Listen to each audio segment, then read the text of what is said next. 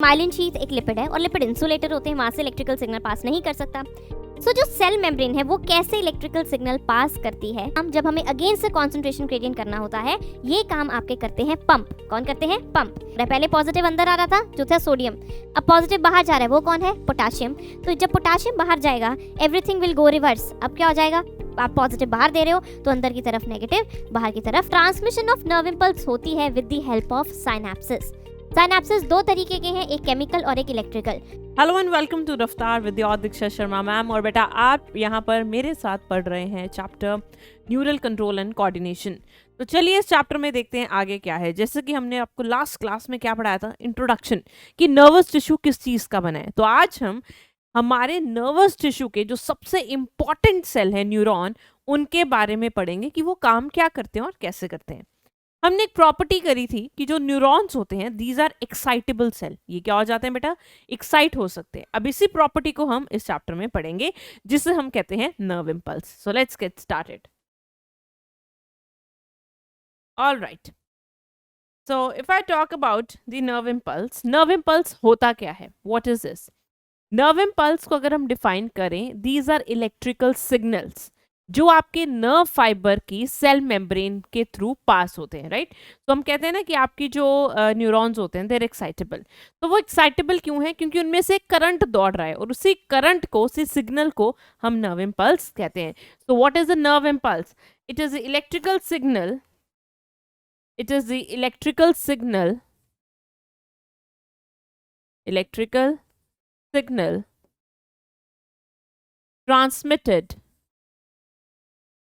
transmitted in nerve fibers cell membrane, in nerve fibers cell membrane, right?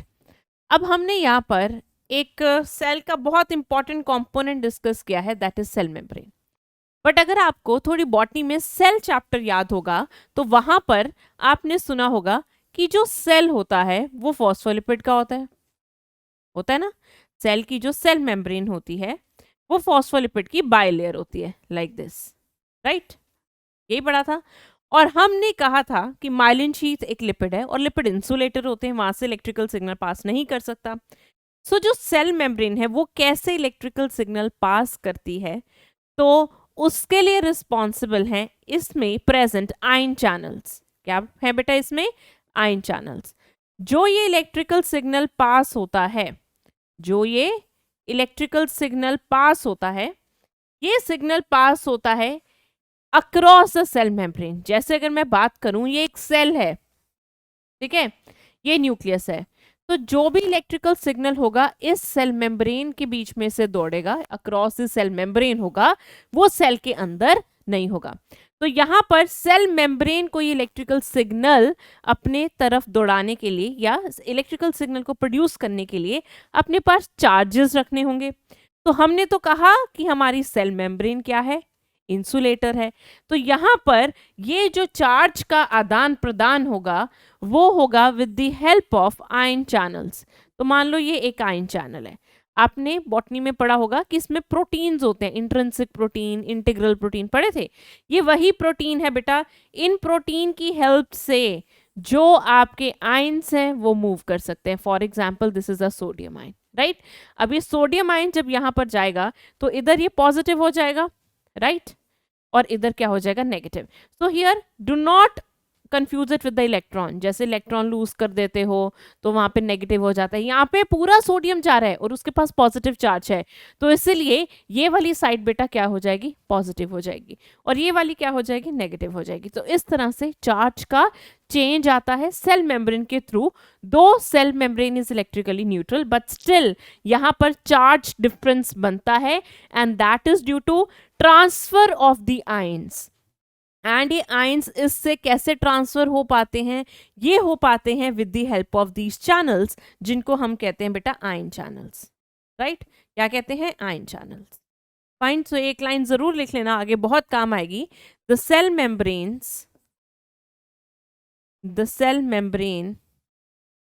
is made up of phospholipid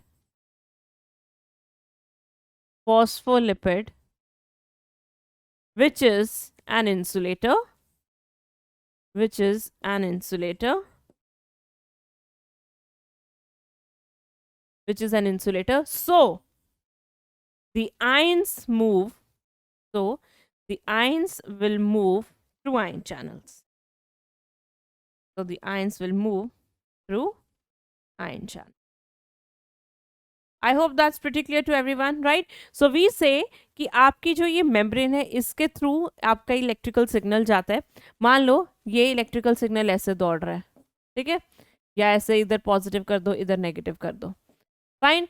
तो ये charge का difference कैसे आया? Due to movement of ions. और ions कैसे move करते हैं? वो बीच में तो जा नहीं सकते लिपिड की लेयर से, क्योंकि लिपिड तो इंसुलेटर होता है. So they move with the help of ion channels. Fine, ये छोटा सा एक बेसिक था, ये बहुत काम आने वाला बेटा आगे. तो आगे जानते हैं हम आगे क्या होगा. अभी जो आयन चैनल्स हैं वो कितने प्रकार के होते हैं, what are the different types. जैसे हमने बेटा न्यूरोमस्कुलर जंक्शन में भी किया था, voltage gated calcium ion channels या ACH receptor, sodium ion channel, क्या था ना हमने वहां पर. तो हम जब भी चैनल का नाम रखते हैं, हम रखते हैं usually on the basis of what type of ion it is helping to transfer. मतलब उनमें से कौन सा आयन पास कर रहा है उसके अकॉर्डिंग हम उसका नाम रखते हैं. तो जैसे अगर मैं आयन चैनल्स की बात करूं बेटा, हमारे पास क्या क्या है. एक होते हैं लीकी चैनल्स, एक होते हैं लीकी चैनल्स, एक होते हैं वोल्टेज गेटेड आयन चैनल्स. हमने कैटेगरी बनाई है, कैटेगरी बनाई है कि वो कैसे काम कर रहे हैं. एक कैटेगरी है लाइगेंड गेटेड, लाइगेंड गेटेड. और तीसरी कैटेगरी हमारे पास बेटा क्या है, ये है मैकेनिकली गेटेड. तो कौन सा स्टिमुलस होगा, कौन सा स्टिमुलस होगा जो इनको मूव करेगा, इनको खोलेगा. बिकॉज जो गेटेड होते हैं चैनल उन पे गेट लगे होते हैं. तो इन गेट्स को खोलने के लिए you need something that will open the gate. For example, अगर एक दरवाजा है, ठीक है, एक रूम है, अगर रूम में दरवाजा नहीं है तो आपको क्या वहां पर चाबी की जरूरत है जाने के लिए? चाबी की जरूरत नहीं पड़ेगी ना, because there is no door, आप आराम से आ जा सकते हो. वो है आपके लीकी चैनल्स. अब मान लो दरवाजा लगा है, दरवाजा लॉक है, तो आपको की जरूरत पड़ेगी उसे खोलने के लिए. तो वो जो की है वो पर्टिकुलर हर एक चैनल की डिफरेंट डिफरेंट होगी. फाइन. जैसे अगर मैं बात करूं leaky channel, they open and close randomly. आप कभी भी आ सकते हो, कभी भी जा सकते हो. ओपन एंड क्लोज रैंडमली, ठीक है, कभी भी आ सकते हो और कभी भी जा सकते हो. जैसे नॉर्मल सोडियम आयन और पोटाशियम आयन चैनल, राइट. अगर बात करें वोल्टेज गेटेड की, तो जब बेटा चार्ज का डिफरेंस होगा, पोटेंशियल डिफरेंस का फर्क होगा, कुछ there is change in potential difference, उस टाइम पर इसका गेट खुलेगा और यहां से आयंस मूव कर सकते हैं. सो यहां पर क्या होगा, change in potential difference will open the gates. Potential difference बेटा वही फिजिक्स वाला है, ये change in potential difference will open the gates, right. जैसे हमने यहां पर किया था voltage gated calcium ion channel, वैसे बेटा voltage gated sodium ion channels भी होते हैं, voltage gated potassium ion channel भी होते हैं. सोडियम आयन और कैल्शियम आयन और पोटाशियम आयन चैनल, ठीक है. लाइगेंड गेटेड में क्या होगा, जो हमने ACH रिसेप्टर किया था, जो मसल के ऊपर एक था जिससे सोडियम अंदर आ रहा था, वो लाइगेंड गेटेड है. लाइगेंड का मतलब होता है chemical. So they will open, they will open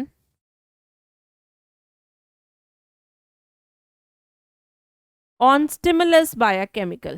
जैसे कोई न्यूरोट्रांसमीटर by a chemical, जैसे ACH receptor on muscles. अगर नहीं रिलेट कर पा रहे हो बेटा तो आप प्लीज न्यूरोमस्कुलर जंक्शन एक बार खोल कर देखना. वो तो आपने पढ़ लिया, वो तो आपको समझ में आ गया, तो थोड़ा आपको रिलेट हो जाएगा. मैकेनिकली गेटेड में यहां पर जो स्टिमुलस होगा वो मैकेनिकल होगा. जैसे बेटा कोई साउंड, राइट, कोई टच, तो ये जैसे आपके ईयर में होते हैं, they are present in ear. So यहां पर हमारे पास किस टाइप के चैनल्स हैं, एक जिनमें गेट्स लगे हैं, गेट खुलेंगे अलग अलग स्टिमुलस से, और एक जिनमें गेट नहीं है, वो कभी भी खुल सकता है, कभी भी बंद हो सकता है. फाइन.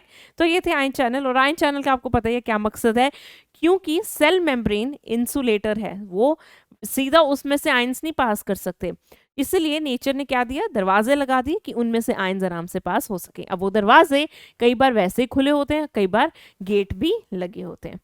चलिए बच्चे आगे चलते हैं। अब हम बात करेंगे एक बड़े इंपॉर्टेंट चीज की, resting membrane potential. What is resting membrane potential? अगर मैं बनाऊं एक सेल, ठीक है, मान लो ये न्यूरॉन है, न्यूरॉन में क्या है, axon, fine, imagine this is a neuron. Neuron में रेस्टिंग पोजीशन में हमेशा बाहर की तरफ ज्यादा पॉजिटिव चार्ज होगा और अंदर की तरफ ज्यादा नेगेटिव चार्ज होगा, ठीक है। इन दोनों चार्ज को अगर हम माइनस करते हैं और एक पोटेंशियल डिफरेंस निकालते हैं, तो हम कहते हैं the potential difference across the membrane is negative, that is -70 millivolt. और हम कहते हैं अंदर की तरफ ज्यादा नेगेटिव है, तो across the membrane what is the potential difference, that's -70 millivolt, जो कि ज्यादा अंदर की तरफ नेगेटिव होता है, फाइन। एक बात हम और कहते हैं कि अगर हम सेल के अंदर देखें, सेल के अंदर हमेशा पोटाशियम आयन ज्यादा होते हैं और जो बाहर एक्स्ट्रा सेलुलर फ्लूइड है उसमें हमेशा सोडियम आयन्स ज्यादा होते हैं, fine. There is always higher concentration of sodium ions in your body fluids because you eat sodium, right? And inside the cell is there is a more concentration of potassium ions, fine. तो अब ये था बेटा आपका एक resting membrane potential. क्यों? क्योंकि इस टाइम पर आपकी जो सेल है, मेम्ब्रेन है, उसकी रेस्ट कर रही है, कोई स्टिमुलस नहीं आया उस पर, तो उसमें जो पोटेंशियल डिफरेंस है उसे हम बोल देते हैं RMP. What do you call it as? RMP. What is RMP? क्योंकि मेम्ब्रेन रेस्ट कर रही है, अभी कोई काम नहीं कर रही, तो उसकी मेम्ब्रेन में एक पोटेंशियल है जिसे हम कहते हैं रेस्टिंग मेम्ब्रेन पोटेंशियल, जिसकी वैल्यू है बेटा -70 मिलीवोल्ट। तो resting membrane potential is a potential of your membrane when it is doing nothing, it is just resting, इस पे कोई भी स्टिमुलस नहीं आया। अब ये जो रेस्टिंग मेम्ब्रेन पोटेंशियल है, हम क्या कहते हैं बेटा, इसको जरूर लिखना है कॉपी में। It is the membrane potential और membrane's potential when it is at rest. When it is at rest. That means no stimulus has arrived. उसमें कोई भी stimulus नहीं आया। अब ये जो रेस्टिंग मेम्ब्रेन पोटेंशियल हमेशा -70 मिलीवोल्ट ही क्यों होती है? Why it's always negative inside? Why it's positive outside? अंदर की तरफ ही क्यों नेगेटिव है, बाहर ही क्यों पॉजिटिव है? उसके कुछ रीजंस हैं। क्या है बेटा? Reasons why there is always -70 inside. Reason number 1, differential permeability. Differential मतलब अलग अलग, differential permeability of ions.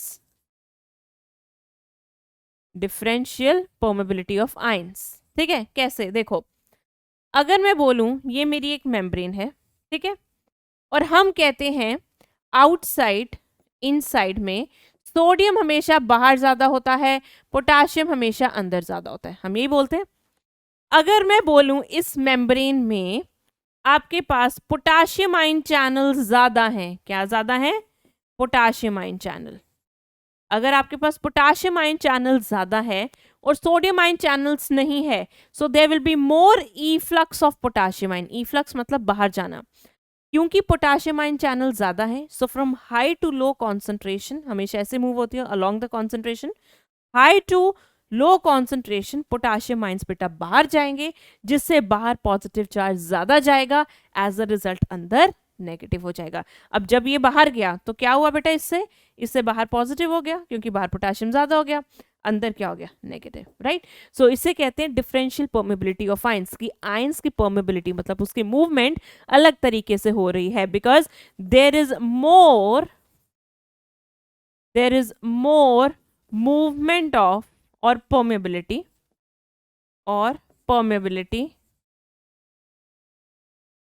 Of potassium ions, right, as compared to sodium ions. या फिर सीधे अक्षरों में ये भी आ जाता है, there is more efflux of potassium ion. ठीक है, तो याद रखना पूरा आयन जा रहा है तो सारा पॉजिटिव चार्ज बाहर जा रहा है, अंदर क्या हो जाएगा, नेगेटिव हो जाएगा। सो फर्स्ट रीजन हुआ बेटा ये। दूसरा रीजन क्या है देखते हैं। नेक्स्ट रीजन है बेटा, नेक्स्ट है sodium potassium ATPase pump. Sodium potassium ATPase pump. अब वर्ड आ गया एटीपीएस, तो मतलब एटीपी तो आप यूज करेंगे, क्या यूज करेंगे, एटीपी। और एटीपी हम कब यूज करते हैं, जब हमें अप द हिल जाना होता है, जब हमें लो टू हाई जाना है, जब हमें अगेंस्ट द कॉन्सेंट्रेशन ग्रेडियंट जाना है। फॉर एग्जाम्पल, छोटी सी एग्जाम्पल देती हूँ। मेरे पास एक आयन चैनल है, ठीक है, यहाँ पर किसी चीज की कॉन्सेंट्रेशन ज्यादा है, यहाँ पर कम है, ठीक है, अभी नॉर्मल आयन चैनल है। तो चीजें कैसे मूव करेंगी बेटा, along the concentration high to low, किसी एटीपी की जरूरत नहीं पड़ेगी। पर अगर सेम सिचुएशन है बट ऑपोजिट डायरेक्शन, मतलब मुझे चीजों को लो टू हाई लेकर जाना है, एक सिनेरियो तो ये हो गया, एक सिनेरियो तो ये हो गया। अब दूसरा सिनेरियो है ये, जिसमें हमें चीजों को कैसे लेकर जाना है, लो टू हाई, लाइक दिस। अब मुझे क्या करना होगा, मुझे एनर्जी चाहिए, दैट इज एटीपी। तो ये काम जब हमें अगेंस्ट कॉन्सेंट्रेशन ग्रेडियंट करना होता है, ये काम आपके करते हैं पंप। कौन करते हैं, पंप। चलिए देखते हैं। मान लो ये आपका पंप है, ये आपकी मेम्ब्रेन है, ये क्या है बेटा, सेल मेम्ब्रेन, ये है सेल मेम्ब्रेन, ठीक है, ये पंप है। ये पंप किस तरह काम करता है, एटीपीएस। एटीपीएस का काम क्या होता है बेटा, एटीपीएस एटीपी को यूज करेगा और उसको एडीपी प्लस आईपी में कन्वर्ट कर देगा, मतलब वो एनर्जी डिराइव करेगा। अब हम कहते हैं this is outside and this is inside, ठीक है। Outside the concentration of sodium is more and inside the concentration of potassium is more. Outside inside किसकी बात हो रही है, ये सेल की बात हो रही है, न्यूरॉन की। तो अब हमें ये पंप का काम क्या है, अब यहाँ पर सोडियम ज्यादा है, तो ज्यादा से अगर अंदर आएगा तो आपको एनर्जी की जरूरत नहीं पड़ेगी। बट अगर अंदर से आप बाहर सोडियम लेकर जाओगे और बाहर सोडियम ज्यादा है, समझ रहे हो मेरी बात, नहीं समझ रहे हो, देखो हम यहाँ पर पहले सोडियम की बात करते हैं। इधर सोडियम ज्यादा है, इधर सोडियम कम है, इधर पोटाशियम कम है, इधर पोटाशियम ज्यादा है, ठीक है। अब सबसे पहले सोडियम का देखते हैं। सोडियम को हम लो टू हाई लेकर जा रहे हैं, मतलब बाहर लेकर जा रहे हैं, तो एटीपी की जरूरत पड़ेगी। सिमिलरली पोटाशियम को हम लो टू हाई लेकर जा रहे हैं, तब भी हमें एटीपी की जरूरत पड़ेगी। बट होता क्या है बेटा, होता क्या है, ये सोडियम जा रहा है बाहर, ये कौन जा रहा है बाहर, सोडियम, ये कौन आ रहा है, पोटाशियम आ रहा है, लो टू हाई। तो 3 सोडियम हमेशा बाहर जाते हैं, 2 पोटाशियम अंदर आते हैं। ये रूल है इस पंप का। इस पंप का रूल है कि उसके पास ऐसे सोफे लगे हैं कि 2 सोफे पोटाशियम के लिए, 3 सोफे सोडियम के लिए, और सोफे पे सिर्फ सोडियम ही बैठेगा और उस सोफे पे हमेशा पोटाशियम ही बैठेगा। सो होता क्या है, ये फ्लिप मारता है, ये क्या करता है, फ्लिप मारता है। अब सोडियम बाहर लेकर जाने, यहाँ पे 3 सोडियम लगेंगे, यहाँ पे 2 पोटाशियम लगेंगे, और ये पोटाशियम अंदर आ जाएंगे, सोडियम बाहर। अब भी अगर आप देखोगे 3 सोडियम बाहर जा रहे हैं, 3 सोडियम बाहर जा रहे हैं और 2 पोटाशियम अंदर आ रहे हैं, 2 अंदर आ रहे हैं, ठीक है। तो एज अ रिजल्ट अभी भी अगर हम इसको इससे कैंसिल कर दें, तो अभी भी हम अंदर क्या है, एक कमी में है, हम अभी भी एक हमारे में कम है, मतलब अंदर की तरफ जो चार्ज पॉजिटिव है वो एक कम है और अंदर की तरफ ज्यादा नेगेटिव है। जैसे हमने 3 रुपए बाहर दे दिए, 2 रुपए ले लिए, तो अभी भी हमारे पास 1 रुपए की कमी है, -1 में चल रहे हैं। सो दैट मीन्स अंदर की तरफ चार्ज क्या हुआ, नेगेटिव हुआ। सो यही काम करता है बेटा ये पंप। ये पंप क्या करता है, ये 3 सोडियम बाहर फेंकेगा, 2 पोटाशियम अंदर लेकर आएगा, जिससे आपका जो चार्ज है अंदर की तरफ और नेगेटिव हो जाता है। चलिए आगे देखते हैं बेटा और क्या रीजन हो सकता है। नेक्स्ट, अब बेटा जो सेल होता है, जो सेल होता है, इसमें हमने कहा सोडियम और पोटाशियम की मूवमेंट हो सकती है, सोडियम और पोटाशियम की, क्योंकि उसके आयन चैनल्स हैं। बट जो अनाइंस होते हैं, जो क्या होते हैं, अनाइंस, वो तो सेल के अंदर है और वो सेल के बाहर नहीं जा सकते। They can not move out of the cell. Why?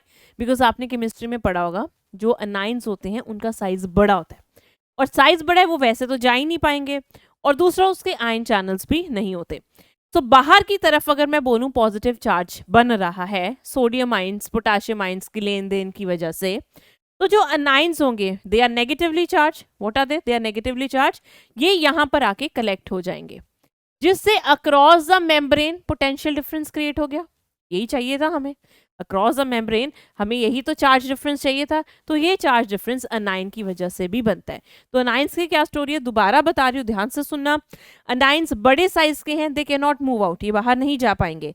तो ये पॉजिटिव चार्ज से अट्रैक्ट होकर सेल मेम्ब्रेन पे चिपक जाते हैं अंदर की तरफ, जिससे अक्रॉस द सेल मेम्ब्रेन एक पोटेंशियल डिफरेंस बन जाता है। तो कहीं ना कहीं इनका भी कॉन्ट्रीब्यूशन है -70 मिलीवोल्ट बनाने में। तो the thing is, anions being large sized cannot move out. They do not have ion channels as well.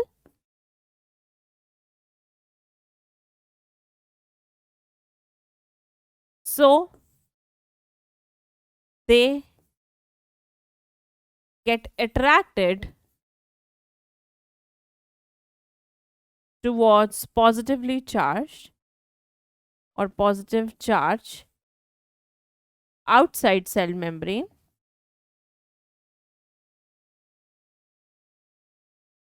and gets accumulated there, और वहां पर इकट्ठे हो जाते हैं। राइट बच्चा? तो इसलिए हम कहते हैं कि why there is a potential difference, why there is a negative more inside. First reason हमने क्या किया, पहला रीजन बच्चे हमने किया कि यहाँ पर there is change in the permeability, potassium ज्यादा बाहर जा रहा है, जिससे ज्यादा पॉजिटिव चार्ज बाहर जा रहा है, अंदर नेगेटिव हो रहा है, because there is more efflux of potassium ion. Next किया हमने पंप। पंप का काम क्या है, वो 3 सोडियम को बाहर फेंकता है, 2 पोटेशियम को अंदर लेकर आता है। तो अभी भी अंदर पॉजिटिव चार्ज कम आ रहा है और नेगेटिव हो जाता है अंदर की तरफ, और ये अगेंस्ट द कॉन्सेंट्रेशन ग्रेडियंट हो रहा है, तो यहाँ पर एटीपी का इस्तेमाल या यूज हो रहा है। नेक्स्ट फिर है बेटा आपके पास अनाइंस। अनाइंस का क्या रोल होता है, वो बड़े साइज के होते हैं, वो बाहर नहीं जा पाते, जिसकी वजह से वो एक्यूमुलेट हो जाते हैं सेल मेम्ब्रेन के अक्रॉस ही, और वहां पर नेगेटिव चार्ज देने लगते हैं। एक्यूमुलेट क्यों होते हैं, क्योंकि बाहर पॉजिटिव हो रहा है तो उसकी तरफ वो अट्रैक्ट हो जाते हैं। तो that's the resting membrane potential which is -70 millivolt. कई बार आप कभी इसको -90 भी सुनोगे कहीं ना कहीं। सो इसका रेंज वेरी करता है फ्रॉम -70 टू -90 मिलीवोल्ट। आगे बढ़ते हैं, अब देखते हैं कि नर्व इम्पल्स कैसे जनरेट हो रही है। अब जो ये रेस्टिंग मेम्ब्रेन पोटेंशियल है, ये तो वो पोटेंशियल है जो वो बिल्कुल रेस्ट कर रहा है, वो एकदम आराम कर रही है मेम्ब्रेन। मान लो मेरे न्यूरॉन कुछ काम नहीं कर रहे, कुछ नहीं कर रहे, मैं अब उस पर एक इंस्ट्रूमेंट लगाऊंगी उसकी मेम्ब्रेन पे, और मैं डिटेक्ट करूंगी, तो मुझे एक चार्ज डिफरेंस दिखेगा, वो था -70 मिलीवोल्ट। अब जब वो काम करेगा, उस टाइम पर हमने जब वो इंस्ट्रूमेंट लगाया तो उसमें चार्ज डिफरेंस कुछ और दिखा। तो ये था कि उसने अपना इलेक्ट्रिकल सिग्नल बनाना शुरू किया। तो चलिए अब उसके बारे में जानते हैं। तो बेटा होता क्या है, जनरेट कैसे होता है, स्टोरी किधर से शुरू होती है। सबसे पहले वो रेस्टिंग मेम्ब्रेन पोटेंशियल पर है, मतलब अंदर माइनस है, बाहर पॉजिटिव है, और अंदर कितना है, -70 millivolt as comparison to the outside, right. तो this is outside, this is inside, and we say अंदर की तरफ पोटेशियम ज्यादा, बाहर की तरफ सोडियम ज्यादा, ठीक है। अब जब बेटा इस मेम्ब्रेन के ऊपर कोई स्टिमुलस आएगा, स्टिमुलस होता है चेंज इन एनवायरनमेंट, ठीक है। जैसे मान लो किसी ने आपको टच किया, that's also type of stimulus. तो बेटा जब इस पे स्टिमुलस आएगा तो इस मेम्ब्रेन में एक आयन चैनल खुलेंगे। इन आयन चैनल का नाम है लीकी चैनल। कौन से, सोडियम आयंस के। तो सोडियम आयन चैनल्स खुलेंगे। कौन से चैनल्स खुलेंगे, सोडियम आयन चैनल। जैसे ही स्टिमुलस आया तो there is opening of sodium ion channels, sodium ion channel खुल गए। सोडियम आयन चैनल के खुलने की वजह से, क्योंकि सोडियम बाहर की तरफ ज्यादा है, हमने यही कहा कि बाहर की तरफ बेटा क्या ज्यादा है, बाहर की तरफ सोडियम ज्यादा है। देखो दोबारा बता रही हूँ, अभी रेस्ट कर रही है मेम्ब्रेन, कुछ नहीं हुआ, इस पे आया स्टिमुलस। जब स्टिमुलस आएगा तो सोडियम आयन चैनल्स काम करेंगे और there is more entry of sodium ions. क्या होगा, ज्यादा सोडियम अंदर की तरफ आएगा, ठीक है। So because sodium is higher outside, अंदर की तरफ आएगा from high to low, because ये लीकी चैनल है। कौन सा चैनल है ये, लीकी। जो अपने आप खुलते हैं, अपने आप बंद होते हैं, लाइक दैट। फाइन। अब बेटा ये जो चैनल्स होते हैं, इसने सोडियम अंदर लेकर आया, मतलब पॉजिटिव चार्ज अंदर आ रहा है। जब पॉजिटिव चार्ज अंदर आएगा तो -70 से ही -55 की तरफ हो जाएगा। ठीक है, so there is change in the potential difference from -70 millivolt to -55। ठीक है, अब -55 millivolt is a threshold stimulus. ये एक थ्रेशहोल्ड स्टिमुलस है जो हमें चाहिए ही चाहिए voltage gated sodium ion channels खोलने के लिए। ठीक है, पहले छोटा सा स्टिमुलस आया, उससे नॉर्मल सोडियम आयंस की परमेबिलिटी बढ़ गई। अब उसकी वजह से आपका ये पोटेंशियल डिफरेंस ज्यादा पॉजिटिव की तरफ जा रहा है। एक बात ध्यान रखना, ये ज्यादा नेगेटिव है, ये पॉजिटिव है ज्यादा इन दोनों के कंपैरिजन में। ठीक है, तो this is a threshold stimulus. What is this? This is a threshold stimulus. Threshold stimulus क्या होता है कि इतना स्टिमुलस तो बच्चे आपको चाहिए ही चाहिए, इससे कम का होगा तो वोल्टेज गेटेड आयन चैनल नहीं खुलेगा, और अगर नहीं खुलेगा तो ये यहीं पर रुक जाएगा, ज्यादा पॉजिटिव नहीं जाएगा। इसकी वजह से बेटा क्या होता है, यहाँ पर दूसरा आयन चैनल खुलता है जिसमें गेट लगे हुए थे। क्या लगे हुए थे? इस तरह से गेट लगे हुए थे, ये गेट है। तो ये है आपका voltage gated sodium ion channel. अब voltage gated sodium ion channels की वजह से और सोडियम अंदर आएगा, दैट मीन्स और पॉजिटिव चार्ज अंदर आएगा। There is more entry of sodium ions, there is more entry of sodium ions.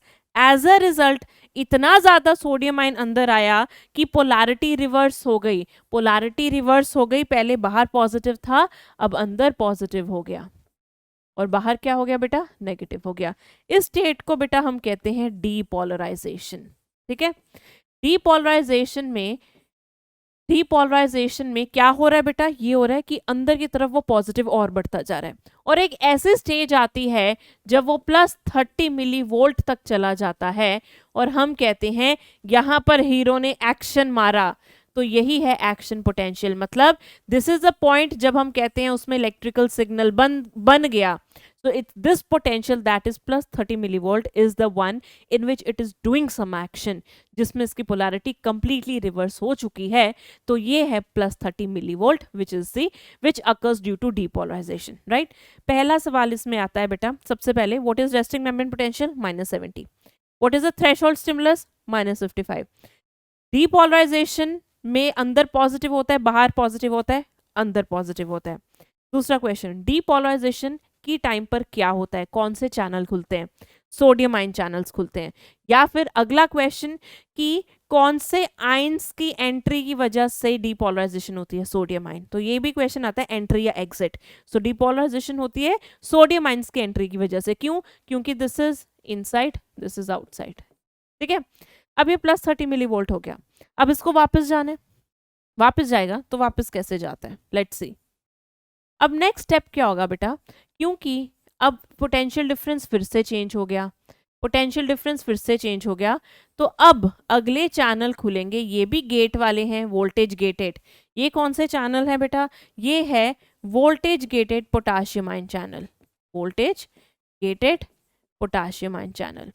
Voltage gated potassium ion channel की वजह से, because we say potassium is higher inside, potassium will move outside. अब positive charge बाहर जा रहा है, opposite हो रहा है। पहले पॉजिटिव अंदर आ रहा था जो था सोडियम, अब पॉजिटिव बाहर जा रहा है, वो कौन है? पोटाशियम। तो जब पोटाशियम बाहर जाएगा एवरीथिंग विल गो रिवर्स। अब क्या हो जाएगा? आप पॉजिटिव बाहर दे रहे हो तो अंदर की तरफ नेगेटिव, बाहर की तरफ पॉजिटिव। ठीक है, ये स्टेट है बेटा आपकी रीपोलराइजेशन। ये क्या है? रीपोलराइजेशन। रीपोलराइजेशन के टाइम पर ये वापस -70 मिलीवोल्ट तक चला जाता है। कभी कभी ये -70 से -90 मिलीवोल्ट एंड अबव भी चला जाता है, एंड अबव। इस स्टेट को बेटा हम क्या कहते हैं? इसे हम कहते हैं हाइपर पोलराइजेशन। क्या कहते हैं? Hyper polarisation. हाइपर पोलराइजेशन कब होती है?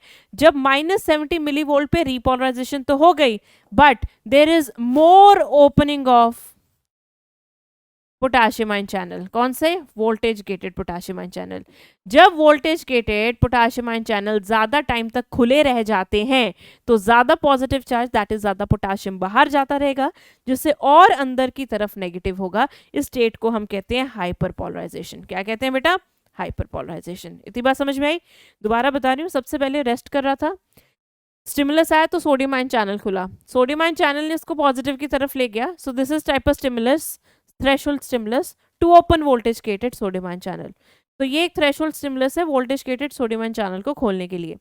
सोडियम आयन चैनल खुला तो और सोडियम अंदर आया और पॉजिटिव हुआ। एक ऐसा टाइम आ गया जहां पर पोलैरिटी रिवर्स हो गई, गेम चेंज हो गया, +30 मिलीवोल्ट हो गया। इसे एक्शन पोटेंशियल भी कहते हैं।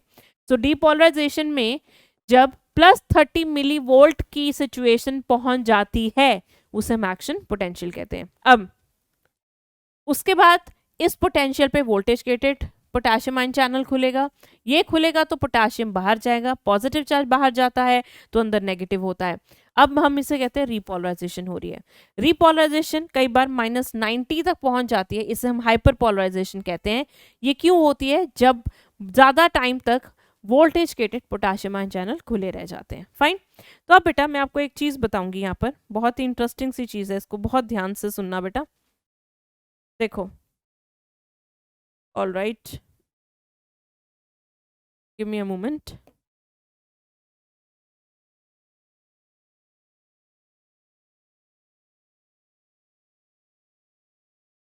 ओके, तो अब बेटा हमने कहा कि हमारे पास क्या सिचुएशन बनी है। सबसे पहले अंदर नेगेटिव बाहर पॉजिटिव, यही था। इसको हमने कहा RMP, resting membrane potential -70 millivolt. ठीक है, अब क्या हुआ? There is opening of sodium ion channel. क्या हुआ? सोडियम आयन की एंट्री की वजह से, किसकी एंट्री की वजह से? Entry of sodium ion, sodium ions की एंट्री की वजह से अब यहाँ पर पोलैरिटी रिवर्स हुई। दैट मीन्स अंदर क्या हो गया? पॉजिटिव हो गया और बाहर क्या हो गया? नेगेटिव। इसे हम कहते हैं कि डीपोलराइजेशन हो रही है। एक्शन पोटेंशियल अचीव हुआ। एक्शन पोटेंशियल कितने पे अचीव हुआ बेटा? +30 मिलीवोल्ट पे। ठीक है, यही बोला था ना हमने। आगे अब इसमें voltage gated potassium ion channels खुलेंगे, so there is efflux of potassium ion. Potassium ions के ई फ्लक्स की वजह से बेटा क्या होगा? यहाँ पर पोलैरिटी वापस आएगी। ठीक है, -70 मिलीवोल्ट और sometimes -90 millivolt, which is hyperpolarization. Okay, अब इसे कहते हैं रीपोलराइजेशन। अब बहुत बच्चों के दिमाग में एक चीज आ रही होगी, then what is the difference between RMP and repolarization? इसे हम RMP ही क्यों नहीं कह देते, इसे हम रीपोलराइजेशन ही क्यों कहते हैं? ऐसा भी तो हो सकता था ना, यहाँ से ही बैक कर देते, वो स्टेप क्यों लेकर आए हैं? पर दोनों में फिर फर्क क्या है? लिसन, हमने कहा था outside there is higher sodium ions and inside there is higher potassium ions. पर सिंस यहाँ पर सोडियम की एंट्री हुई है, पोटेशियम की एग्जिट हुई है, एज अ रिजल्ट पोलैरिटी तो चेंज हो गई, वही वापस आ गई, बट चार्ज डिफरेंस जो था, या कह लो आयोनिक कॉन्सेंट्रेशन, आयंस का जो कॉन्सेंट्रेशन ग्रेडियंट था वो खराब हो गया, वो एकदम बिगड़ गया। तो यहाँ पर पोटेशियम ज्यादा हो गया, यहाँ पर सोडियम आयन ज्यादा हो गया। ध्यान से दोनों को कंपेयर करिए, हो गया ना? अब हम रीपोलराइजेशन को वापस RMP पे कैसे लेके आएंगे? कैसे हम सोडियम को बाहर ज्यादा करेंगे, पोटेशियम को अंदर ज्यादा करेंगे? किसकी हेल्प से? यहाँ पर इस्तेमाल करेंगे बेटा हम सोडियम पोटेशियम ATPase पंप। ठीक है, तो यहाँ पर ये पंप क्या करेगा? 3 सोडियम को बाहर फेंकेगा, 2 पोटेशियम को अंदर लेकर आएगा, जिससे अंदर नेगेटिव भी बना रहेगा और बाहर सोडियम ज्यादा हो जाएगा, अंदर पोटेशियम ज्यादा हो जाएगा। ठीक है, समझ में आई बात? तो इस तरह से बेटा ये सारी स्टोरी बनती है। फाइन, तो क्वेश्चन क्या बनते हैं? What is resting membrane potential? -70, action potential +30। Action potential किसकी वजह से हुआ? Depolarization. And repolarization -70, hyperpolarization -90। Repolarization से यहाँ कैसे पहुंचा जाता है? पंप को यूज करके। डीपोलराइजेशन कैसे होती है? Entry of sodium ion. Repolarisation कैसे होती है? Exit of potassium ion. Fine, what is the threshold stimulus? -55 millivolt. Fine बच्चा, चलो तो ये था सिंपलर फॉर्म, वो था पूरा मैकेनिज्म। चलो आगे बढ़ते हैं। अब ये तो हमने बेटा, ये तो हमने क्या किया अभी तक? ये हमने किया कि कैसे एक सेगमेंट में, अगर ये आपकी मेम्ब्रेन है, इस मेम्ब्रेन में कैसे एक सेगमेंट में आप अपना इलेक्ट्रिकल इम्पल्स जो है उसकी पोलैरिटी रिवर्स करते हैं। तो हमने अभी तक क्या पढ़ा? हमने अभी तक पढ़ा कि कैसे सिर्फ इतने पोर्शन में डीपोलराइजेशन हुआ था। अब हमें पूरी सेल मेम्ब्रेन में उस करंट को दौड़ाना है। अभी हमने सिर्फ उस लोकेशन पे देखा था जिस लोकेशन पे स्टिमुलस आया था, ठीक है। पर मान लो मुझे किसी ने यहाँ पे टच किया तो स्टिमुलस तो यहाँ आया, यहाँ आया, पर मैं उठ के गई, ये पूरा इलेक्ट्रिकल सिग्नल तो मेरी टांगों में भी गया ना, मसल को कॉन्ट्रैक्ट कराने के लिए। तो पूरे टांगों में ये कैसे जाता है? ये जाता है in the form of electrical current, और इसी को हम कहते हैं कंडक्शन। जनरेशन होता है किसी चीज को बनाना, कि हमने सिग्नल बनाना शुरू किया। कंडक्शन होता है उस सिग्नल को हमें आगे भेजना है, we are moving that signal. तो अब बेटा हमने क्या किया, इतनी सी हमने नर्व की मेम्ब्रेन ली, न्यूरॉन की मेम्ब्रेन ली, उसको हमने ABC सेक्शन में डिवाइड कर दिया for better understanding. Fine, stimulus आया इस पे स्टिमुलस आया, ए सेगमेंट पे स्टिमुलस आया। जब ए सेगमेंट पे स्टिमुलस आएगा तो ये वाली सेगमेंट बेटा डीपोलराइज करेगी, ये वाली सेगमेंट डीपोलराइज करेगी, ए सेगमेंट। तो ए सेगमेंट ने किया डीपोलराइज, अंदर हो गई पॉजिटिव, बाहर है नेगेटिव। यहाँ पर अभी भी नेगेटिव पॉजिटिव, ठीक है। अब आप देख सकते हैं यहाँ पे चार्ज का डिफरेंस बना। चार्ज के डिफरेंस की वजह से यहाँ पर एक सर्किट बन गया, और ये सर्किट एक इलेक्ट्रिकल डिस्टर्बेंस की तरह से दूसरी सेगमेंट को स्टिमुलस की तरह काम करेगा। ध्यान से सुनो, क्योंकि यहाँ पर क्या हुआ बेटा, यहाँ पर डीपोलराइजेशन हुई, ठीक है। अभी ये सारे RMP पे थे, ये भी RMP पे है, ये भी और ये भी। जैसे ही फर्स्ट में स्टिमुलस आया, इसने डीपोलराइजेशन करा, ये RMP पे है, ये भी RMP पे। पर यहाँ पर चार्ज के डिफरेंस के होने की वजह से एक सर्किट बना, या कहते हैं हम यहाँ पर कि there is electrical disturbance, and this electrical disturbance will act as stimulus for second और stimulus for B। अब बेटा क्या होगा, अगली जो सेगमेंट है अब ये डीपोलराइजेशन करेगी, अगली सेगमेंट क्या करेगी, डीपोलराइजेशन, ये क्या करेगा, रीपोलराइजेशन, ठीक है। और जो C सेगमेंट है, ये C, ये B, ये A, अब ये क्या है, ये RMP पे है, अब इसमें इलेक्ट्रिकल डिस्टर्बेंस होगी, इस तरह से आगे आगे आपका सारा चार्ज जाता जाएगा। तो हम यहाँ कहते हैं पहली बात, हमेशा मूवमेंट एक ही डायरेक्शन में होगी, ये वापस नहीं आएगा। तो यहाँ पर भी चार्ज डिफरेंस है, पर ये वापस नहीं आएगा, क्यों? क्योंकि यहाँ पे ये RMP पे नहीं, रीपोलराइजेशन पे है। और जब भी नर्व या न्यूरॉन रीपोलराइजेशन पे होती है, उस टाइम पर आप कुछ भी कर लो, वो काम नहीं करेगी। हम कहते हैं उसका एक ऐसा टाइम फ्रेम चल रहा है, ऐसा टाइम पीरियड चल रहा है कि आप अगर स्टिमुलस दोगे वो काम नहीं करेगी। क्यों? क्योंकि वो तो पिछले सिग्नल का रीपोलराइजेशन कर रही है। हम इस पर्टिकुलर टाइम पीरियड को कहते हैं रिफ्रैक्टरी पीरियड। क्या कहते हैं? Refractory period. सो वी से the conduction is unidirectional,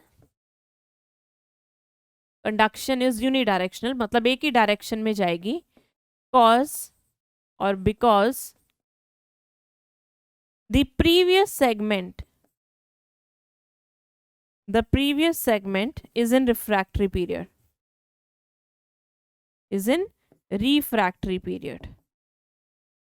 What is refractory period? The time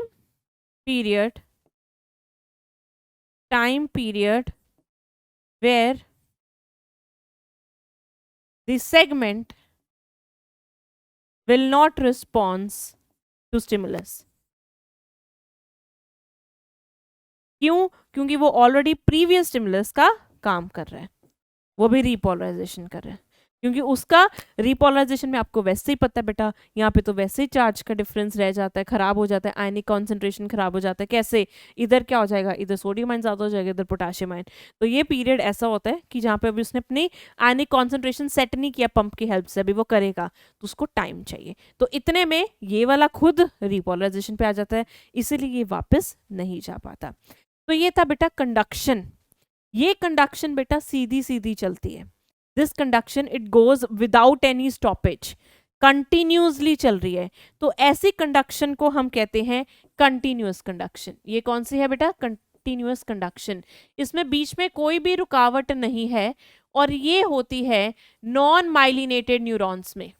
इसमें होती है नॉन माइलिनेटेड न्यूरॉन्स में। क्योंकि नॉन माइलिनेटेड न्यूरॉन्स में माइलिन शीथ नहीं होती, तो ये कंडक्शन सिंपली स्मूथ सीधा सीधा चलती जाती है। हमने किया था जहां पर भी माइलिन शीथ आती है वो इंसुलेटर का काम करती है, वहां से इलेक्ट्रिक करंट पास नहीं होता। बट सिंस यहाँ पे माइलिन शीथ नहीं होती, एक सिंपल ऐसे न्यूरोनल मेम्ब्रेन है, सीधा सीधा करंट यहाँ पे दौड़ता जाएगा। बीच में अगर कहीं पर भी माइलिन शीथ आ गई तो यहां पर इलेक्ट्रिक करंट रुक जाता है, फिर इलेक्ट्रिक करंट इधर बनता है। इस फ्रेम में जहां पर माइलिन शीथ है, इसमें इलेक्ट्रिक करंट नहीं बनता। इलेक्ट्रिक करंट अब इसके बनने के बाद इसमें बनेगा। तो ऐसे कंडक्शन को हम कहते हैं सॉल्टेटरी और jumping, because it's jumping from this point. समझ में आई मेरी बात? देखो, तो हम कहते हैं बेटा conduction is of two types. Conduction दो टाइप की होती है, एक कंटिन्यूअस जो सीधा सीधा चलती है, जो हमने पीछे पढ़ा, ये होती है नॉन माइलिनेटेड न्यूरॉन्स में, राइट।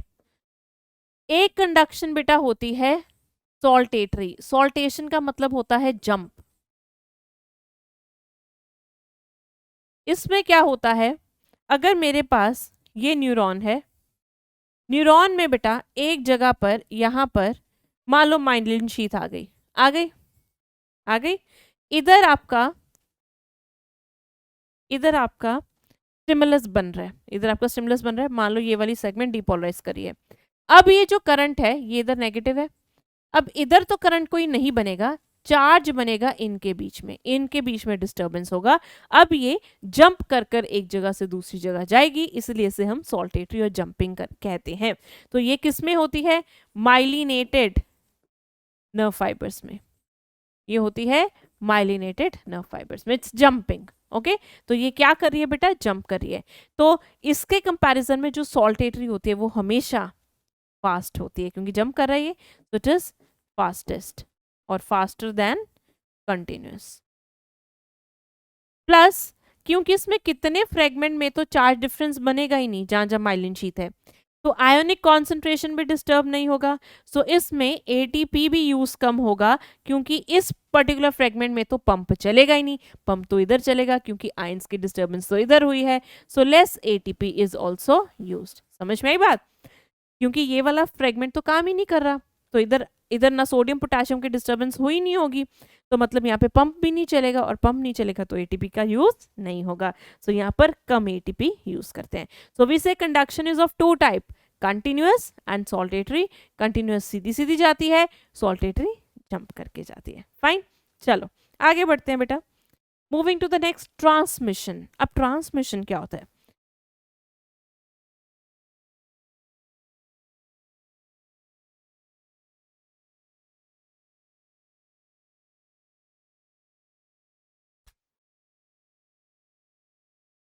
ऑलराइट, हमने किया जनरेशन ऑफ नर्व इम्पल्स, मतलब आपका जो नर्व इम्पल्स है बेटा वो एक पर्टिकुलर सेगमेंट में शुरू हुआ। दूसरा, अब वो आगे जा रहा था, ऐसे ऐसे आगे जा रहा था, ठीक है। अब एक न्यूरॉन में तो वो पूरा आगे चला गया। अब वो अगले न्यूरॉन में कैसे जाएगा, वो होती है ट्रांसमिशन। मैं तीनों टर्म दोबारा से समझा रही हूँ। मान लो ये न्यूरॉन है, ठीक है, ये इधर दूसरा न्यूरॉन है। इसमें इलेक्ट्रिकल डिस्टर्बेंस आई इस पोजीशन पे, ये था कि इसने यहाँ पर जनरेशन किया, नर्व इम्पल्स जनरेट किया, डिपोलराइज हुआ। अब वो इधर गया पूरे में, वो है कंडक्शन, राइट। अब इसको इधर से इधर जाना है, ये है ट्रांसमिशन। ये क्या है बेटा? ट्रांसमिशन, ठीक है। तो हमने पहले जनरेशन किया कि सोडियम आयन एंटर हुए, डिपोलराइजेशन हुआ। अब वहां पर चेंज हुआ, इलेक्ट्रिकल डिस्टर्बेंस हुआ, तो अगले सेगमेंट में गया और आगे आगे ऐसे सब में ट्रांसफर हुआ, वो कंडक्शन था। अब एक न्यूरॉन से दूसरे न्यूरॉन जाएगा, ये क्या होता है बेटा? ये होता है ट्रांसमिशन। अब हम पढ़ेंगे कि एक न्यूरॉन से दूसरे न्यूरॉन ये कैसे जाता है, लेट्स सी। तो एक न्यूरॉन से दूसरे न्यूरॉन जाता है with the help of the functional contact, जो आप पीछे भी देख सकते हैं, हमने पढ़ा था ये वाला फंक्शनल कॉन्टैक्ट। अरे ये वाला फंक्शनल कॉन्टैक्ट बेटा, इसे क्या कहते थे हम? साइनैप्स। तो साइनैप्स दो तरह के होते हैं बेटा आपके। एक होता है इलेक्ट्रिकल साइनैप्स, एक होता है chemical. So transmission of nerve impulse होती है विद द हेल्प ऑफ साइनैप्सेस। साइनैप्सेस दो तरीके के हैं, एक केमिकल और एक इलेक्ट्रिकल। जो यहाँ पर बनाया है ये वाला आप देखकर नहीं बता सकते ये केमिकल है या इलेक्ट्रिकल है। तो चलिए इनके बारे में हम जानते हैं। तो पहली लाइन ये जरूर लिखना, ट्रांसमिशन अकर्स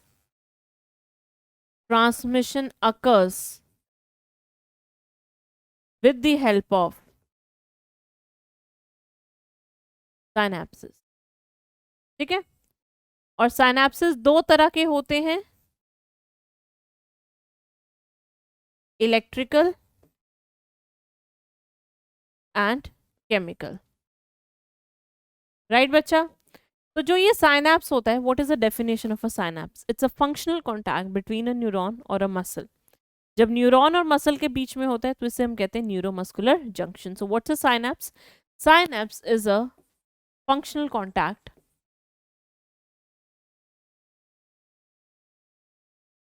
और it's a junction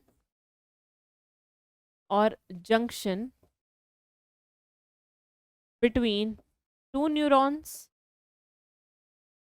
or a neuron and a muscle।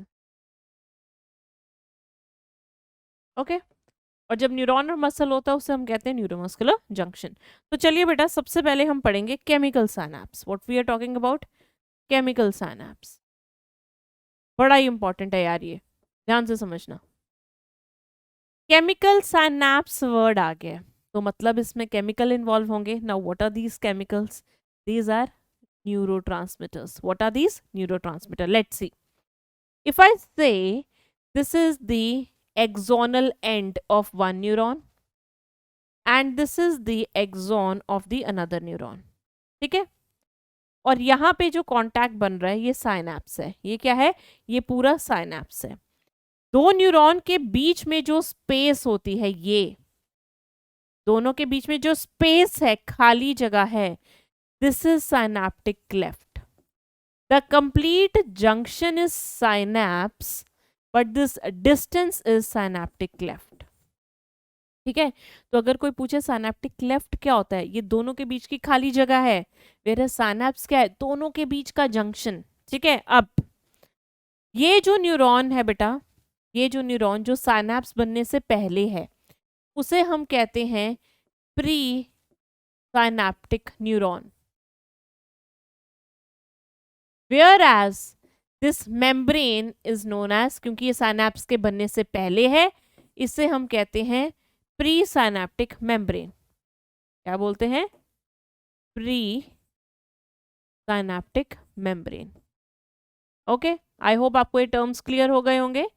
This membrane जो साइनैप्स बनने से पहले, this is pre synaptic, so this membrane will be post synaptic membrane।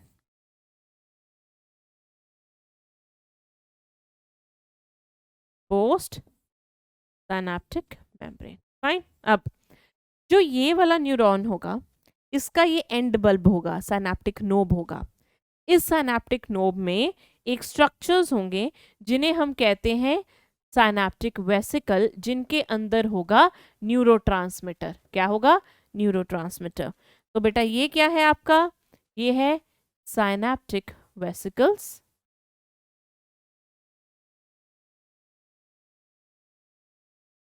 containing neurotransmitter। Neurotransmitter. ठीक है, चलो शुरू करते हैं। अब मान लो इसमें इलेक्ट्रिकल करंट आया हुआ है, इस पूरी में नर्व इम्पल्स आया हुआ है, इसे हम कहते हैं प्री साइनैप्टिक पोटेंशियल। तो जो इसमें पोटेंशियल डिफरेंस आया है, जो इसमें करंट आया है, जो इसमें नर्व इम्पल्स आ चुकी है, यहाँ पर हम इसे कहते हैं प्री साइनैप्टिक पोटेंशियल। की इसमें इसकी मेम्ब्रेन में प्री साइनैप्टिक पोटेंशियल आया हुआ है, ये चार्ज्ड है, इसमें करंट आया हुआ है, इसमें इम्पल्स आया हुआ है, और ये पूरी में दौड़ रहा है, ये पूरी में करंट दौड़ रहा है। इसकी वजह से यहाँ पर एक चैनल होंगे, voltage gated potassium ion channel, sorry voltage gated calcium ion channel, जैसे हमने न्यूरोमस्कुलर जंक्शन में किया था। ये चैनल खुल जाएंगे। जब ये चैनल बेटा खुलेंगे तो अंदर कौन आएगा? कैल्शियम। और कैल्शियम करेगा फ्यूज साइनेप्टिक वेसिकल से, और साइनेप्टिक वेसिकल रप्चर हो जाएंगे और न्यूरोट्रांसमीटर रिलीज हो जाएगा साइनेप्टिक क्लेफ्ट में। तो अभी तक क्या हुआ, ऊपर प्री साइनेप्टिक पोटेंशियल आया, मतलब ऊपर वाले न्यूरॉन का पोटेंशियल, इसने इस चैनल को खोल दिया, इस चैनल से कैल्शियम अंदर आया, साइनेप्टिक वेसिकल के साथ लगा और साइनेप्टिक वेसिकल बर्स्ट हो गया और उसने सारा न्यूरोट्रांसमीटर इस साइनेप्टिक क्लेफ्ट में छोड़ दिया। What is the synaptic cleft, क्या होता है? It is the distance between two neurons in a synapse, in a synapse. ठीक है, क्या हुआ बेटा अभी तक? चलिए लिखते हैं ताकि आपको साथ साथ समझ में आए। सबसे पहले क्या हुआ, प्री साइनेप्टिक पोटेंशियल आया,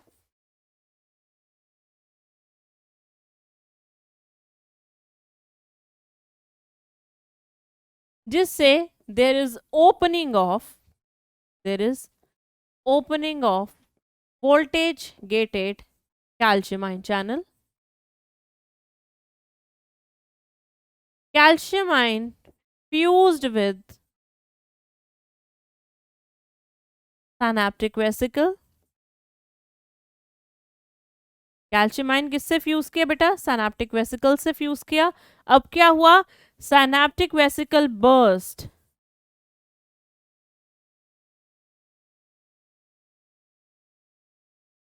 एंड रिलीज्ड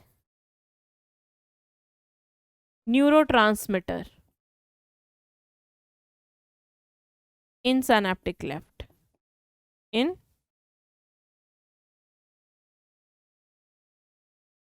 synaptic cleft। अभी तक ये स्टोरी हुई पूरी, ठीक है। अब वापस चलते हैं।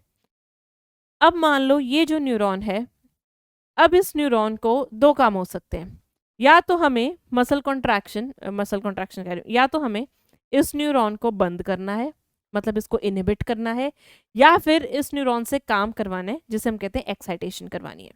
तो दो तरह के केस हो सकते हैं। जब आपको काम करवाना है तो मतलब हमें अब अगले न्यूरॉन को भी एक्साइट करना होगा, अगर हमें काम नहीं करवाना तो हमें उस न्यूरॉन को रोकना होगा, इनहिबिट करना होगा। तो दो तरह के रिस्पॉन्सेज हैं, है ना। अब डिपेंडिंग अपॉन सिचुएशन, मान लो अगर हमें इस वाले न्यूरॉन को इलेक्ट्रिकल इंपल्स देना है, इसको काम करवाना है, इसको एक्साइट करना है, प्री साइनेप्टिक पोटेंशियल इस तक पहुंचानी है, तो इस टाइम पर हमें क्या करना होगा, हमें करंट इसमें बनवाना होगा। और करंट कैसे बनवाते हैं? डीपोलराइजेशन से। और डीपोलराइजेशन कैसे होती है? Entry of sodium ions. तो जब भी हमें एक्साइटेशन करवाना है तो हमें क्या करना है बच्चा, हमें सोडियम आयन चैनल खोलना है, जिससे सोडियम आयन अंदर आएगा और डीपोलराइजेशन होगी। अगर मान लो ये ऑलरेडी बहुत एक्साइटेड है, ऊपर से सिग्नल आया है इसको बंद करने के लिए, तो कौन सा चैनल खोलेंगे आप? तो आप खोलेंगे पोटाशियम आयन चैनल, और आप पोटाशियम को बाहर भेजेंगे और यहाँ पर होगी रीपोलराइजेशन। तो हम कहते हैं जो पोस्ट साइनेप्टिक पोटेंशियल बनेगा, अब यहाँ पे कौन सा पोटेंशियल बनेगा? पोस्ट साइनेप्टिक पोटेंशियल, वो मॉडिफाइड होता है, या कह लो केमिकल पे डिपेंड करता है। किस पे डिपेंड करता है? न्यूरोट्रांसमीटर पे। ये न्यूरोट्रांसमीटर था, ऐसा न्यूरोट्रांसमीटर लगा, क्योंकि ये लाइगेंड गेटेड है तभी न्यूरोट्रांसमीटर की जरूरत है। ऐसा न्यूरोट्रांसमीटर इस पे लगा जिसने सोडियम आयन को खोल दिया, ये एक्साइट हो गए। मान लो यहां से ऐसा न्यूरोट्रांसमीटर निकला जिसने पोटाशियम आयन चैनल खोल दिए, और ये क्या हो गए? यस, ये क्या हो गए? इनहिबिट हो गए। सो डिपेंड करता है कौन सा केमिकल आएगा, और उसी केमिकल पे डिपेंड करता है ये एक्साइट होंगे इनहिबिटरी। यस, तो neurotransmitters can modified this postsynaptic potential. कैसे? बिकॉज कई न्यूरोट्रांसमीटर बेटा सिर्फ एक्साइटेटरी होते हैं, कई न्यूरोट्रांसमीटर का काम सिर्फ इनहिबिटरी होता है, जैसे डोपामीन, सेरोटोनिन, ग्लाइसिन, गाबा। ये नाम आपने अगर नहीं सुने तो मैं सुना रही हूँ आपको। ये सारे आपके इनहिबिशन करवाते हैं न्यूरॉन का। तो इनहिबिशन मतलब ये पोटाशियम आयन चैनल को खोलेंगे। वेयर एज अगर मैं बात करूं एड्रेनलिन की, तो एड्रेनलिन सोडियम आयन चैनल खोलेगा, तो उससे एक्साइटेशन होगा, राइट। सो एक फायदा है केमिकल साइनैप्स से ट्रांसमिशन कराने का, you can modify the post synaptic potential. तो यहाँ पे जो पोटेंशियल बनी है उसे हम क्या कहते हैं? Post synaptic potential. तो पोस्ट साइनेप्टिक पोटेंशियल दो तरीके की होती है बेटा, कितनी? एक एक्साइटेटरी और एक इनहिबिटरी। ठीक है, और ये डिपेंड करता है कौन सा चैनल खुलता है, और चैनल कौन सा खुलेगा वो डिपेंड करता है न्यूरोट्रांसमीटर पे। तो अभी तक बेटा क्या हुआ था, न्यूरोट्रांसमीटर रिलीज हो गया, अब क्या हो गया, न्यूरोट्रांसमीटर बाइंड्स टू कौन से चैनल होंगे, ये वोल्टेज गेटेड थे क्योंकि ये वोल्टेज के पोटेंशियल डिफरेंस की चेंज से खुले थे कैल्शियम वाले, ये कौन से होंगे, ligand gated, two ligand gated sodium और पोटाशियम आयन चैनल। ठीक है, अब क्या होगा, पोस्ट साइनेप्टिक पोटेंशियल जनरेटेड। अब ये दो तरह की है, एक एक्साइटेटरी और दूसरी इनहिबिटरी। ठीक है, एक्साइटेटरी में opening of sodium ion channel, और इसमें किसकी ओपनिंग होगी, पोटाशियम आयन चैनल। जब पोटाशियम आयन चैनल खुलेंगे तो बेटा क्या होगा, रीपोलराइजेशन, और जब ये खुलेंगे तो डीपोलराइजेशन। ठीक है, now what are the neurotransmitters, neurotransmitters के नाम लिख लो, कौन से बेटा एक्साइटेटरी हैं और कौन से इनहिबिटरी हैं। अगर मैं बात करूं ACH की, ACH दोनों ही काम करता है। अगर मैं बात करूं एड्रेनलिन की, वो है excitatory, whereas dopamine is inhibitory, serotonin is inhibitory, glycine is inhibitory and GABA is also inhibitory. So this is one of the advantage, ये एक एडवांटेज है केमिकल साइनेप्सिस की, कि वो कैसा न्यूरोट्रांसमीटर निकालेंगे उस अकॉर्डिंग मॉडिफाइड पोटेंशियल बन सकती है पोस्ट साइनेप्टिक। राइट बेटा, तो चलो इधर देखो, सबसे पहले ऊपर करंट आया जिसे प्री साइनेप्टिक पोटेंशियल कहते हैं, कैल्शियम आयंस खुले, कैल्शियम अंदर आया, साइनेप्टिक वेसिकल फट गया, न्यूरोट्रांसमीटर निकाल दिया। अब न्यूरोट्रांसमीटर सोडियम पे लगा तो डीपोलराइजेशन, पोटेशियम पे लगा तो रिपोलराइजेशन। रिपोलराइजेशन तो मतलब वो इनहिबिट हो जाएगा और इलेक्ट्रिक इंपल्स जनरेट करेगा, और अगर एक्साइटेशन हुआ मतलब डीपोलराइजेशन हुआ तो वो और काम करेगा और उसमें करंट जनरेट होगा, और जो इसमें करंट जनरेट होता है उसे हम कहते हैं पोस्ट साइनेप्टिक पोटेंशियल। तो वो दो तरह का होता है। ऑल्सो डिपेंड्स अपॉन न्यूरोट्रांसमीटर, आप कैसा न्यूरोट्रांसमीटर उसमें यूज करते हैं। अगला साइनेप्स है बेटा आपका इलेक्ट्रिकल साइनेप्स। इलेक्ट्रिकल साइनेप्स आपके बॉडी में बहुत रेयर होते हैं। These are usually gap junctions. ये क्या होते हैं, gap junctions. They are very rare but they are faster than chemical. Chemical modified response बना रहा था, एक्साइटेटरी भी बना सकता है, इनहिबिटरी, वो डिपेंड करता है न्यूरोट्रांसमीटर पे, बट ये मॉडिफाइड रिस्पॉन्स नहीं प्रोड्यूस कर सकता, कैनॉट प्रोड्यूस मॉडिफाइड रिस्पॉन्स, और टू टाइप ऑफ रिस्पॉन्स कह लो सिंपल लैंग्वेज में।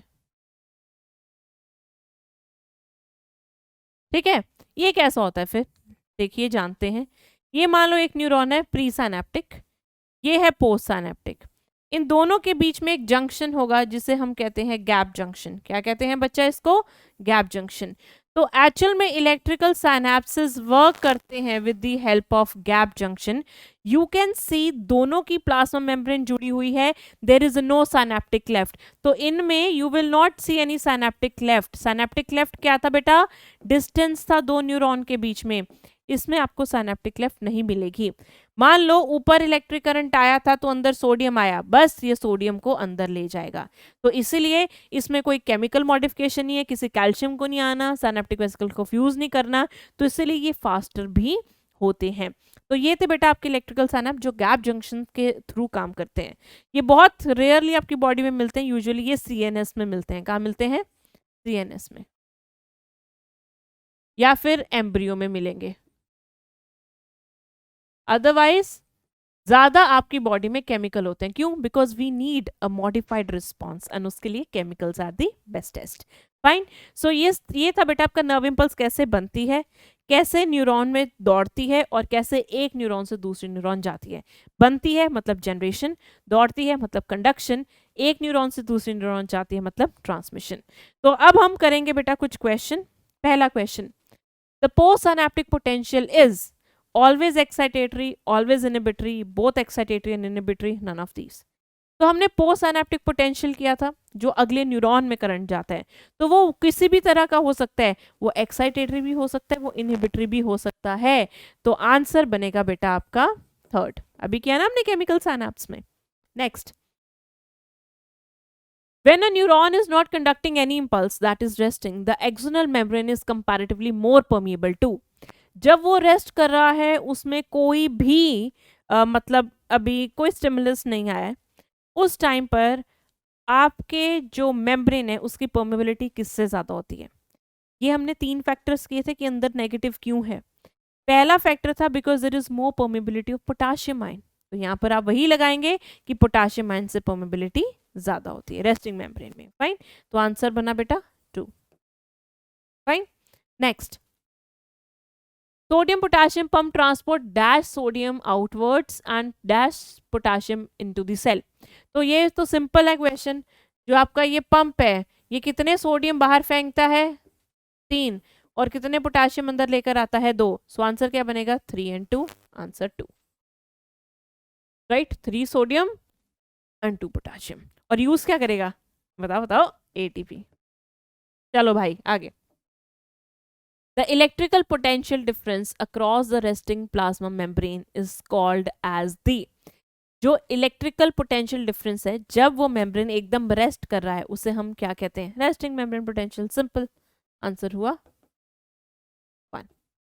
Next question, depolarization occurs due to, depolarization किसकी वजह से होती है, ये होती है सोडियम आयन की वजह से पहले, और सोडियम आयन अंदर आता है बाहर जाता है, क्योंकि डीपोलराइजेशन में क्या था, ये रेस्टिंग मेम्ब्रेन थी